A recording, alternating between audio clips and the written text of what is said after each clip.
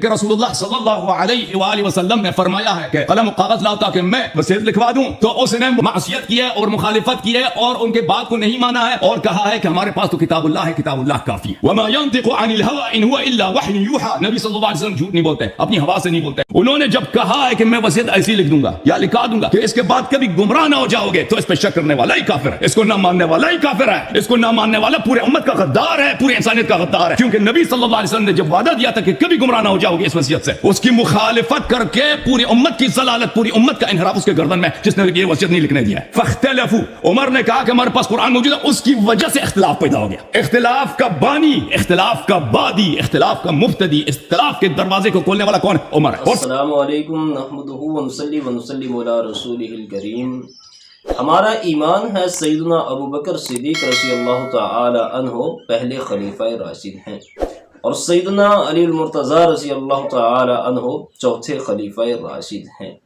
رافضیوں کا عقیدہ ہے کہ سیدنا علی رضی اللہ تعالی عنہ خلیفہ بلا فصل ہیں، اور سیدنا ابوبکر صدیق، سیدنا عمر رضی اللہ تعالی عنہ نے ان سے خلافت کا حق چھینا تھا۔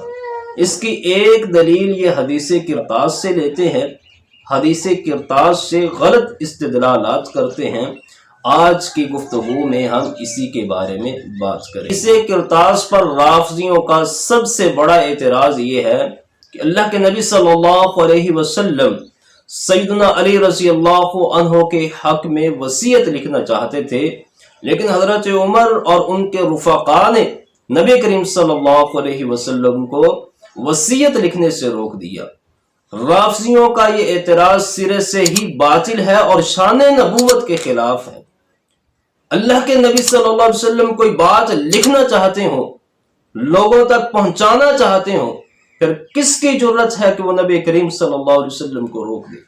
صلح حدیبیہ میں سیدنا عمر رضی اللہ تعالی عنہ نے اللہ کے نبی صلی اللہ علیہ وسلم کو مشورہ دیا تھا کہ کفار سے صلح نہ کریں، وہاں بھی سیدنا عمر رضی اللہ تعالی عنہ نے روکا تھا، لیکن اللہ کے نبی صلی اللہ علیہ وسلم نے کفار سے صلح کی تھی، وہاں سیدنا عمر کے روکنے پر اللہ کے نبی صلی اللہ علیہ وسلم کیوں نہیں رکے؟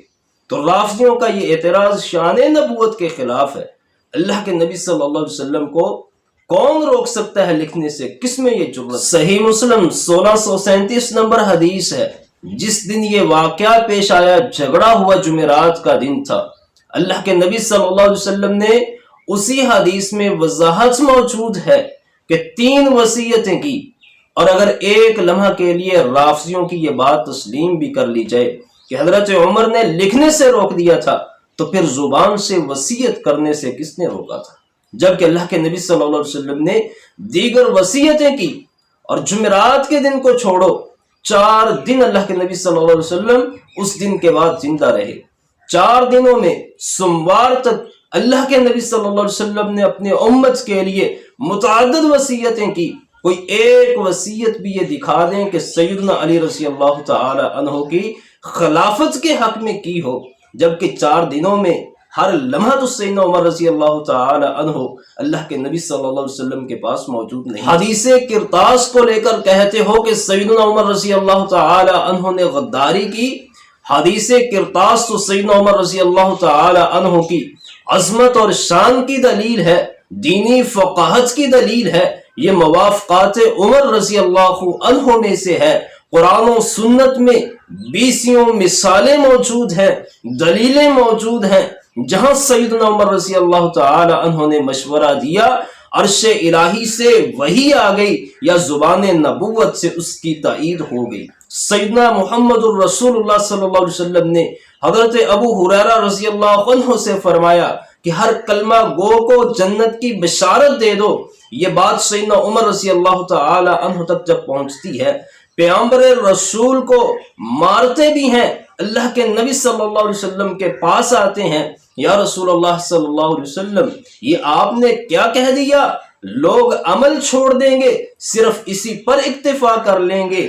اللہ کے نبی صلی اللہ علیہ وسلم نے سیدنا عمر رضی اللہ تعالی عنہ کی تائید کی، موافقت کی، ان کی بات کو تسلیم کیا۔ حدیث کرتاز بھی موافقات عمر میں سے ہے، اور اللہ کے نبی صلی اللہ علیہ وسلم کس کے حق میں وصیت لکھنا چاہتے تھے؟